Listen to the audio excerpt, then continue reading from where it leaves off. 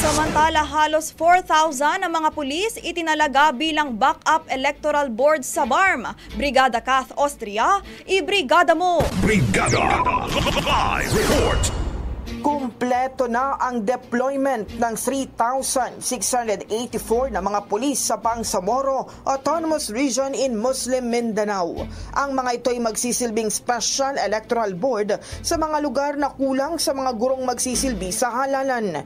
Ayon kay Area Police Command Western Mindanao Deputy Commander Major General Romaldo Baiting, galing ang mga pulis sa iba't ibang rehiyon maliban sa Region 9 at sa bagong tatag na Negros Island Region. Sumailalim sa kaukulang pagsasanay ang mga pulis bilang paghahanda kung sakaling umatras ang mga gurong bahagi ng Electoral Board. Kung wala namang aatras, sinabi ni Major General Baiting, magsisilbi silang karagdagang puwersa ng seguridad para tiyakin ang maayos, mapayapa at ligtas na halalan sa BARM.